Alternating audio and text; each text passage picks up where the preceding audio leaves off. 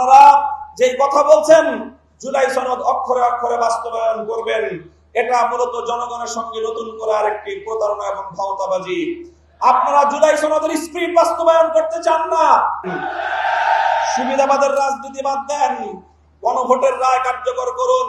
এই মুনাফিকি করে, দ্বিচারিতা করে একবার গান পার হতে পেরেছেন, ভবিষ্যতে আপনারা জাতির কাঠ করায় আসামি হিসেবে চিহ্নিত হয়ে যাবেন। জামাত ইসলামীর উদ্যোগে আয়োজিত শহীদ পরিবার ও জুলাই যোদ্ধাদের জাতীয় সমাবেশে উপস্থিত সম্মানিত সভাপতি আমিরে জামাত ডক্টর শফিকুর রহমান সহ 11 দলীয় নেতৃবৃন্দ, বাংলাদেশ জামাত ইসলামীর কেন্দ্রীয় নেতৃবৃন্দ, আমার সামনে উপস্থিত বাংলাদেশের আমার দৃষ্টিতে সবচেয়ে সম্মানিত শহীদ পরিবার এবং জুলাই যোদ্ধারা,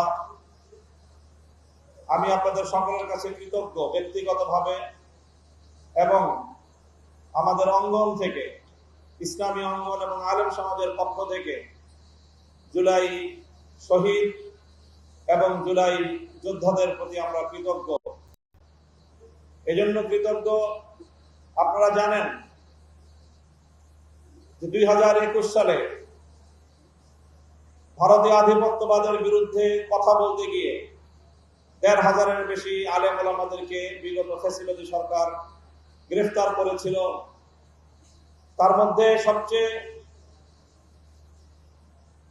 তাদের জন্য আতঙ্কজনক আসামির নাম ছিল মামুনুল হক। 3 বছর পর্যন্ত আমাকে কারাগারে বন্দী করে রাখা হয়েছিল। 2024 সালের 3রা মে মুক্তি পেয়েছিলাম, তবে সেটা ছিল শুধু বাহ্যিক মুক্তি। মুক্তি দেওয়ার আগে তারা আমার নাকে রশি বেঁধে আমাকে নিয়ে তামাশা করেছে, ছেড়ে দিয়েছে, কিন্তু নাকের মধ্যে রশি বাঁধা ছিল। শুধু একটা দিন একটা মামলার আসামি মামলায় হাজিরা দিতে যেতে পারিনি। আবেদন করেছিলাম যেন জামিন বহাল রাখা হয়, সঙ্গে সঙ্গে জামিন ক্যান্সেল করে দিয়ে গ্রেফতারি পরোয়ানা জারি করা হয়েছিল। বুঝতে পরিস্থিতিতে আমরা তখন ছিলাম কারাগারে এবং কোর্টের কারাগারগুলোতে বিএনপির ডজন খানিক নেতার সাথে আমাদের দেখা হতো। 2024-এর জানুয়ারিতে যখন নির্বাচন হয়ে গেল, এই বিএনপির নেতারাও তারা হতাশায় মুষড়ে পড়েছিল। তারাও সকলেই মন্তব্য করত 2040 সালের আগে শেখ হাসিনা বেঁচে থাকতে আর কোনোদিন বাংলাদেশের ক্ষমতার পরিবর্তন হবে, এই স্বপ্ন বিএনপি দেখত না। কিন্তু আজ 2024-এর জুলাই বিপ্লবের আমাদের বীর শহীদানরা রক্ত দিয়ে যে মুক্তি এনেছে, যে স্বাধীনতা এনেছে, 5ই আগস্ট হঠাৎ করে বিএনপি সেই শহীদানদের প্রতি, স্কুল কলেজের কোমলমতি আমাদের বীর শহীদ সন্তানদের প্রতি শ্রদ্ধা জানানোর পর দিন থেকে জুলাই বিপ্লবের কৃতিত্বকে, জুলাই শহীদদের কৃতিত্বকে খাটো করে দেখবার পায় তারা শুরু করেছে। তাই আজ এই পর্যায়ে এসে আমরা বলতে চাই, বিএনপির সাথে অনেক কথাবার্তা হয়েছে, জুলাই বিপ্লবের সকল বক্তব্যগুলো সামারাইজ হয়ে গণভোটের মাধ্যমে জাতির সামনে উত্থাপিত হয়েছে। 70% ভোটার গণভোটের পক্ষে রায় দিয়েছে। বিএনপি সেই রায় নিয়ে টালবাহানা করছে। আমি বলেছি, বিএনপি এখন যেই রাজনীতি করছে সেটা তাদের 2টি মৌলিক নীতির উপর প্রতিষ্ঠিত। একটি হলো সুবিধাবাদের রাজনীতি, আর একটি হলো দ্বিচারিতার রাজনীতি। নির্বাচনের আগ থেকে তারা শুরু করেছে তলে তলে গণভোটে নায়ের পক্ষে ক্যাম্পেইন করেছে। 300 আসনে 300 এমপি প্রার্থী এবং গোটা বিএনপি তাদের সকল অঙ্গ সংগঠন সহ গোটা জনশক্তি তলে তলে নায়ের পক্ষে ক্যাম্পেইন করে যখন দেখেছে যে হায়ের পক্ষে গণজোয়ার, আমসালা দুটো যাওয়ার ভয়ে শেষ পর্যন্ত বিএনপির চেয়ারম্যান সাহেব বাধ্য হয়ে গণভোটে হায়ের পক্ষে বলেছেন, হায়ের পক্ষে ক্যাম্পেইন করেছেন।